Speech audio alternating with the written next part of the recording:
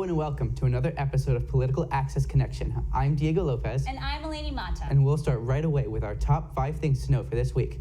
Starting off with Paris, the City of Lights was attacked on Friday the 13th, leaving more than 130 people dead. This is unbelievable. Yeah, that was shocking. I remember, I got the first notification on CNN that, there was a shooting somewhere in Paris, and I was like, oh, that's pretty messed up. And then, more and more news started coming in, and I went to my friend's apartment, started watching it on CNN, and that was, insane. Unreal. Yeah. I mean, the fact that there were so many locations happening almost simultaneously to each other, it was this has to be coordinated. There has to be a reason. Well, it definitely was, and it was pretty clear, early on. And this kind of thing has happened before. There was a terrorist organization from Pakistan that did this in Mumbai, where they attacked a bunch of different locations at once in the city and killed, a similarly large amount of people. So this is kind of the worst case scenario that they were fearing would, one day happen in some major city in Europe or North America. I mean, but in your opinion, did you think that they were prepared? I mean, this was a whole What do you shock. mean? The city was prepared? Yeah. Oh, definitely not, obviously, because, how can they respond to so many different things at once? True. Especially with, the suicide bombings, the security at the theater, which obviously wasn't there, because, well, even if they had security, how could you, how are you going to prepare for something like that? Most people don't live their lives expecting something of that magnitude to just happen, so. Yeah, and this definitely, the attack is really starting a domino effect of everyone just commenting on it and everything going on. I mean, this could not be a model, but this is definitely sets a precedence of how you can handle something like this if it were to happen. I mean, they are planning on attacking Russia next and then us. Yeah, exactly. Yeah, it's terrifying. And it's strange that, with all the, intelligence that we have, nobody picked up on that this was going to happen, because it was clearly planned, and they rely extensively on social media a lot to recruit people and just even sell it out. And I know one person, they did Photoshop someone's picture saying that this was somebody who carried out the blessed attacks. And they tweeted that.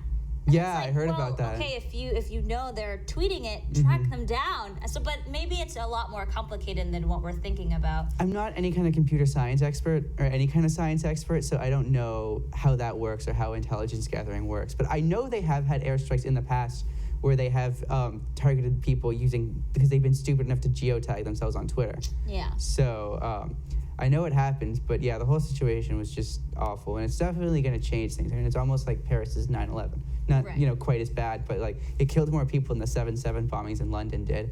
Well, Paris was definitely on our side when 9/11 did happen. Yeah, they were. And definitely it happened yesterday on Sunday, the 15th, that people went over to Boston and they rallied together and for a moment of silence. The people who were there, one of the people that were there were Mayor Marty Walsh, also Senator Elizabeth Warren, and also the French consulate, the French General Consulate, Valerie Freeland. I mean, I think it's great that they did such a memorial like that. I think it was definitely needed. Of course, there were a lot of signs saying that we were with Paris, but that was a really good sign saying that we really are, and everyone came together. Oh yeah, I mean, it was a very emotional thing to have happen. So I think it only makes sense that we would come together in such a way, because you would never expect something like this to happen in Paris, And a lot of people have family or friends who've either at least been to the city or maybe even live there. So I think this hit home for a lot of people more than any other terrorist attack in Africa or Asia would have. Well, I was very surprised to see Senator Elizabeth Warren there. I didn't think that she was actually going to show up, but it did show how big this thing was and how much we really are an ally to France and how much we really do want to be involved. Yeah, well, we're all part of NATO, and in the NATO charter it says an attack on one of the countries can be considered an attack on all of them, and so that we would all go together into a war if a situation like this ever happened, which is what happened during 9/11. The reason why so many countries came with us into Afghanistan was because we invoked that section of the NATO agreement where we said, so we've been attacked, so you all have to come help us. Right, and that definitely led the conversation in the G20 summit. Yeah, so the G20 summit just started, I believe it was Saturday, in Antalya, Turkey, which is kind of awkward considering that Turkey has had some sort of is thought to have some sort of relationship with ISIS, especially because Turkey kind of dislikes their Kurdish minority in the eastern part of their country, and ISIS has been fighting the Kurds, so there are some politicians and even the president who've been thought to have been funding or in some way supporting ISIS in some way. So Well, Obama did lay out his plan. He said that he was going to share military intelligence now with France, and Right. it was one of those, you're not doing that already? I was sort of surprised too. I thought they were already. Yeah, you would have thought they would. Like Yeah. that was strange because I do know like countries will send tips to each other like before 9/11, like Israel and Great Britain would send like notices like, hey, we think something's gonna happen soon. You should watch out. Like I don't know how often those come, so like I don't know like how they determine like what's credible and what isn't. Yeah, but it's a great first step. But yes, it did surprise me that they weren't doing that already, and that Obama sat down with Putin. Yeah, which they is met. A huge Yeah, they like thing. met at like a coffee table. Like people were taking pictures of it, and they were just like sitting there like chatting with each other about what they were going to do. Obama still doesn't want to send troops in, so some people agree, some people disagree. Now, what's your point? I know we talked about this. Yeah, a little bit. I don't know. I'm torn because it's hard to say like, oh yeah, I definitely think we should send soldiers on the ground because like would I want to be one of those people? No, obviously. But at the same time, like there's not as much you can do by just throwing bombs at a situation. Like there definitely comes a time where you need something less. I don't know, aggressive, yeah, than just throwing bombs at them. Like something more needs to be done to really clean up the situation. But then it's torn. What would be the next best step? I wouldn't. I wouldn't know either. And yeah. I think they're in a dilemma right now. But I think the G20 summit is definitely going to put a lot of minds together so they can figure out what is the best step. And it's great, even though it's not an entire friendship, but it's great that we do have Russia on our side, at least on this one. Yeah, So- at least right now, like things change like all the time with them, so you never know. But we both have a common enemy in ISIS, so Right. it's going to be interesting. And with countries like Saudi Arabia and Turkey, who have almost some sort of an awkward friendship with them, it's going to be interesting to see where all that goes. Right. Now, the Democratic debate was on Saturday, and not a lot of people caught it because It was a on horribly a weekend. timed, yeah. It was totally on a weekend, and some people are speculating that they kind of did that on purpose so people don't watch it. They definitely haven't been giving as much attention to the Democratic debates. And people have been complaining about that for months now, that like, why aren't we getting as many debates? Well, there's only 3 of them, and they think it's more exciting to watch the Republicans because there's like 20 of them on stage. But I'm going to tell you, people weren't happy about what Hillary Clinton said.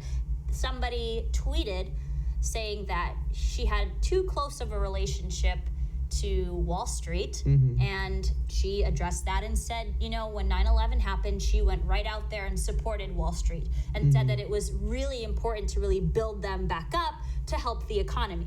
And then somebody tweeted in response saying, I never heard any presidential candidate to use 9/11 to justify their actions or their connections with Wall Street. And people were offended by it. Yeah. I can see how I don't think it's appropriate for her to have used that sort of event to justify it, but it does kind of speculate, ooh, you really do have close ties to Wall Street. How is that going to make you look if you pass the prime or Well, just a even lot before of the a primary? lot of things she does just make her look bad. I think like she's just hasn't planned her presidency very well. A lot of the decisions she's made, a lot of things she supported in the past just don't really line up with where a lot of Democrats have their values these days.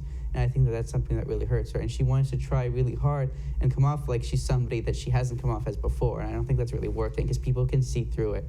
'Cause it comes off as very fake. But it's interesting because at the Republican debate, people were basically saying that Clinton is going to be the one that they're going against. They already decided it. And it kind of was like, well, what about O'Malley or what about Bernie Sanders? And O'Malley is only on 2%. Yeah, I was going to say, it's not going to be O'Malley. But Sanders is catching up big time. And a lot of to people Clinton. think that he actually is going to be the one who's going to be nominated. I think he's doing a really great job with college students right now being active. I think if he continues that, he can probably pass the primary. And he's controversial, but in different ways. He's different, but at least he doesn't have that same shady... Washington yeah, machine exactly. sort of person. Which Hillary Clinton is just like swimming in it, like... Well, 'cause she's been there And the she's entire extremely time. hard to trust. Whereas Bernie Sanders, at least he doesn't have like trust problems. It's more of the socialism issues that people have a problem with. But I feel like that's easier to digest than being untrustworthy because people aren't going to vote for you if they don't think they can trust you. Right. At least that's what I think.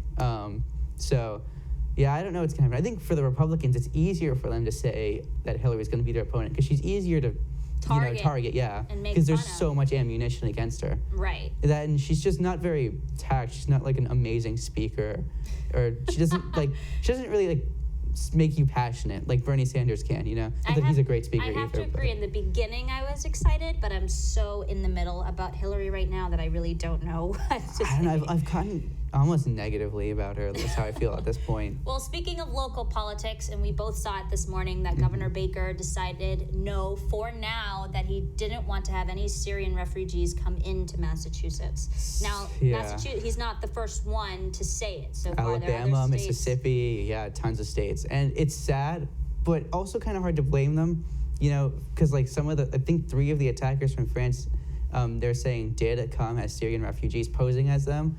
So, and that makes people worried. And like I said, I think it's sad. I don't even know if it's the right thing to do. I really don't. Neither do I. It's such a don't think I could sensitive make that topic decision right now. because, like, of course, you really want to help people who are fleeing from that kind of attack, like Right. fleeing from those sorts of things that happen in Paris, But that happen you to them don't every day. know But you don't know if who's coming, yeah. right. And it's very hard to screen people accurately because you mess up once and no one will ever forgive you for it. Well, I feel bad for the refugees because they're at a point in purgatory that nobody is letting them go anywhere. So Yeah, they're just stuck in Poland the doesn't middle. want them anymore. Most of Europe is kind of sick of them. Even certain parts of Germany now at this point are saying, like, we're done with this. And that's awful because you can't generalize a group of people for just, like, a whole population of people for just one small group of actions that they did. But that one small percent of that group of people is very, very dangerous. So it kind of puts you in a bind again, too. And like I said, I definitely don't think you should, generalize all the Syrians at all. But at the same time, like, It's how risky. do you tell? Yeah, it is so risky. risky. And, I mean, we don't want to completely single out Governor Baker because he's not the only one. Exactly. But I have to say it's definitely the most tame decision to come up with right now. Yeah, in at light of least for the everything time going being. on. And that's what he's saying. Like, this is good. This is, like, just for now, like. Exactly. Unless the situation changes. But I guess that is a safe.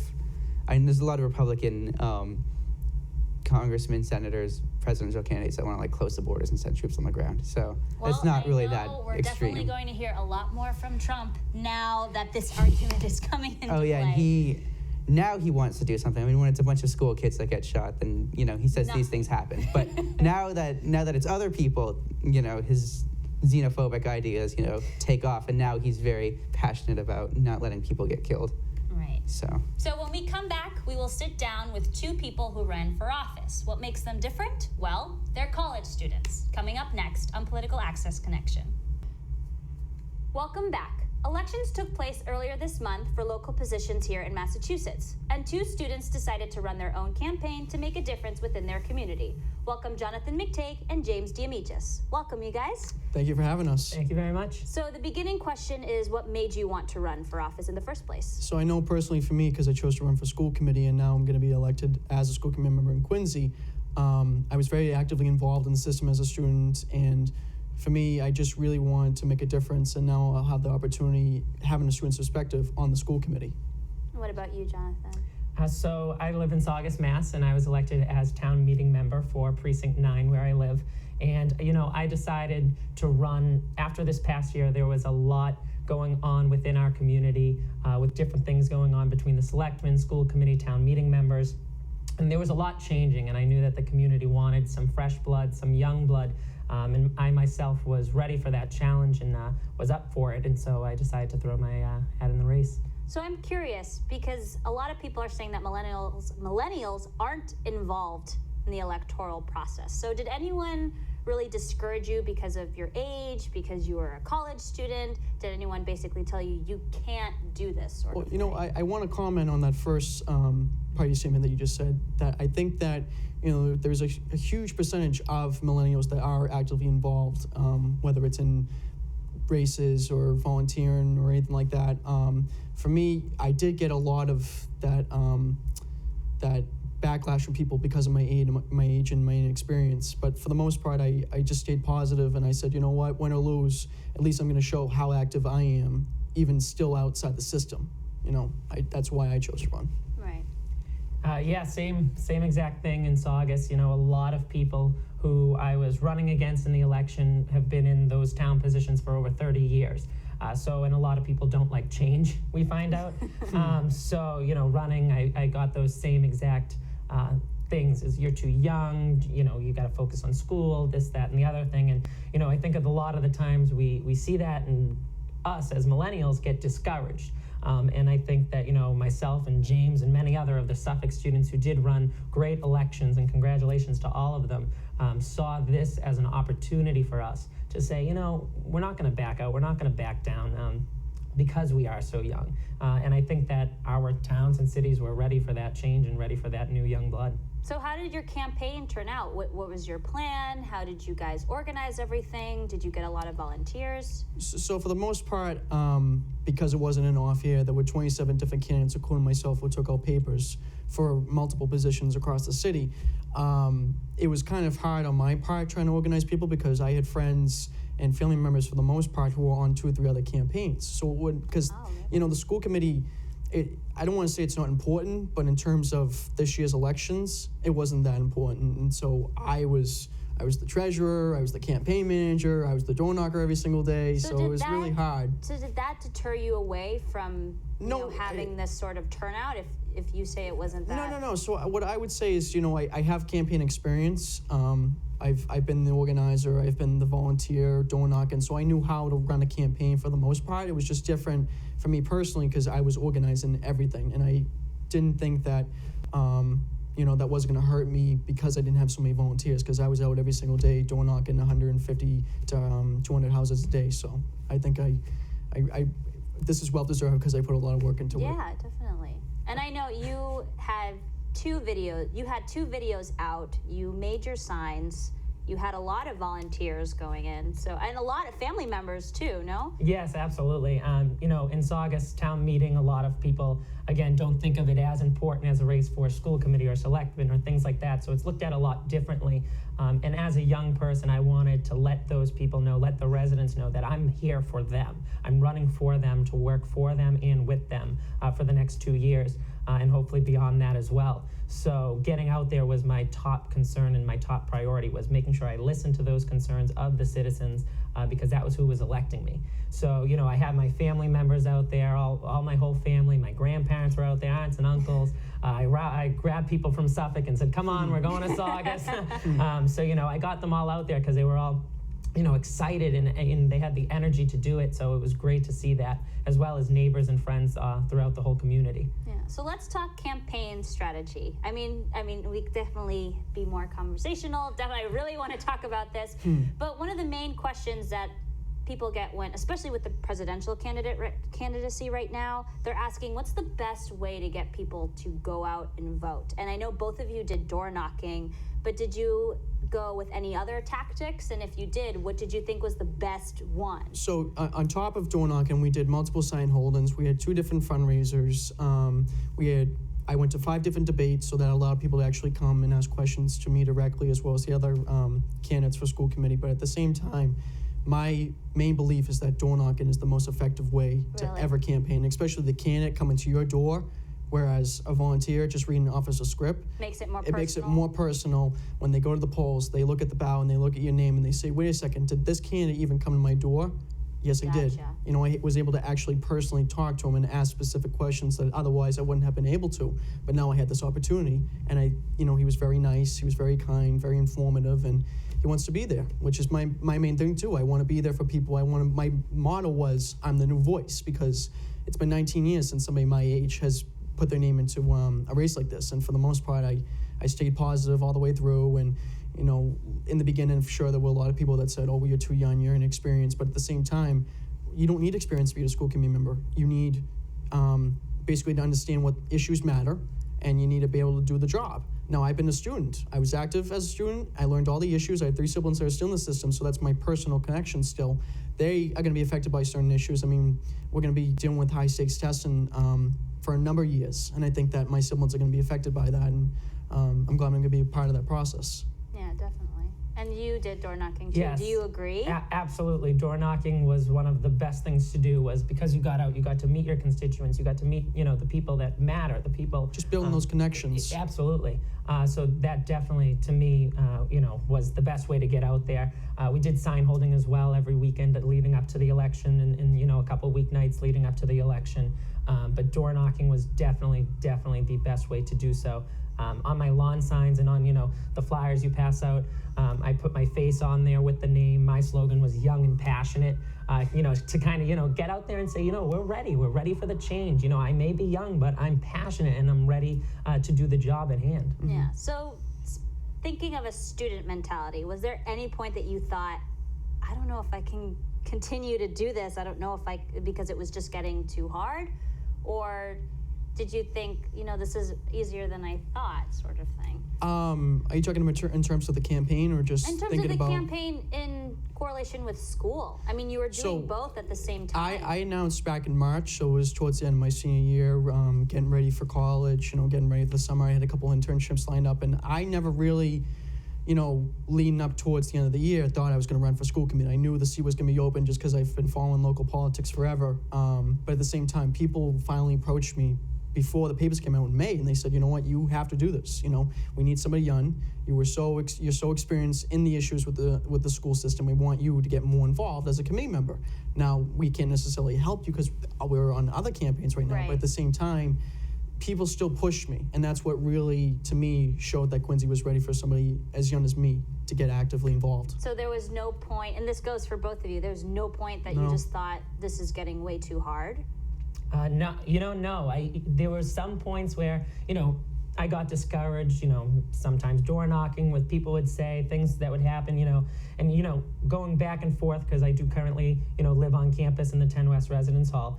So that was hard for me too, was making sure that, I was here because I had my classes and going home at nighttime. And, I kind of said I wasn't really a resident of the 10 West because I was never there, because, you have the different events at nighttime, the weekends are booked all the time. So yeah, I believe it got really hard, especially coming down to the wire to election day.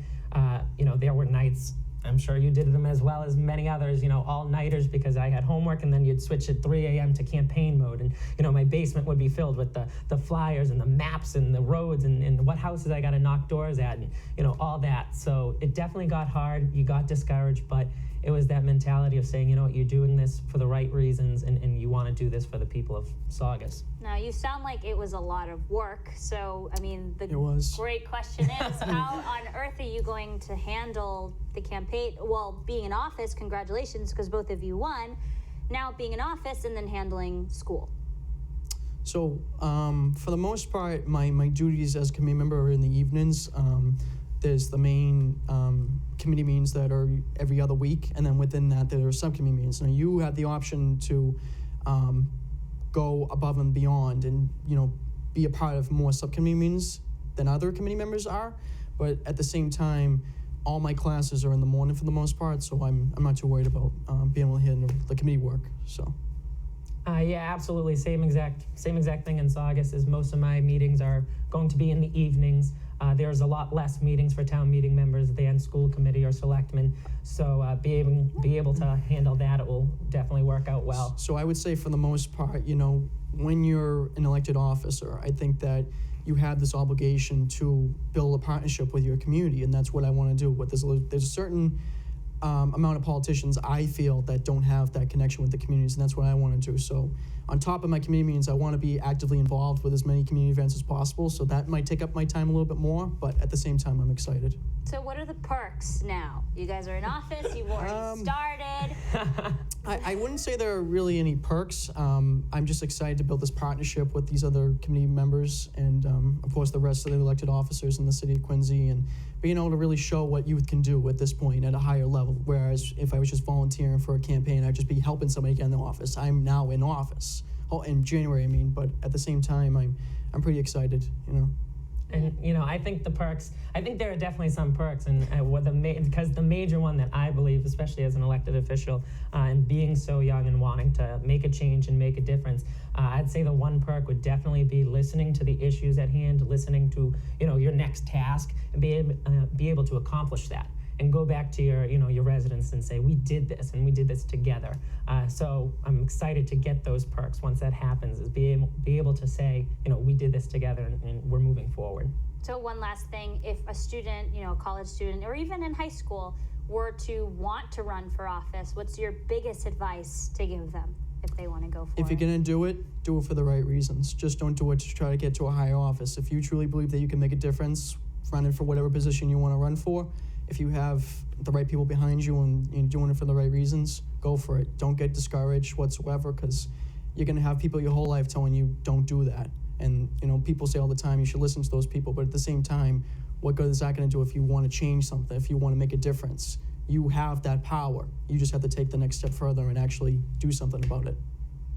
And same exact thing, but being so young, you have so much time. You got the world still in front of you, so do it, go for it, because if it's a loss, it's the experience that matters. A lot of people don't win their first races. I personally didn't think I was going to win because it was such a big year. Quincy's a huge city.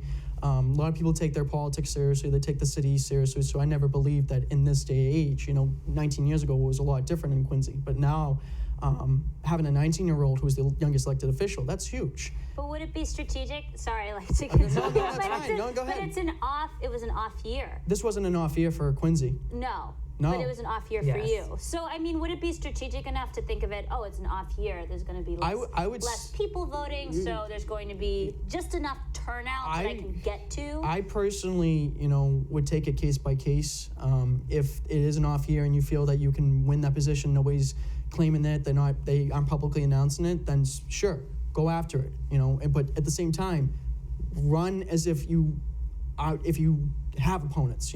At some points there are elections where there are no opponents and people they don't do anything. They sit on their asses and don't really do anything. It's the truth. It's the truth. Absolutely. But if you're going to run for office, do it for the right reasons. Work hard. Show people that you're a hard worker and that you're dedicated to this position. And then if you get it, you're going to work hard. Absolutely, and the same exact advice. One of the major things that happened in Saugus, within the last year is Saugus actually had a recall election in the spring. Explain.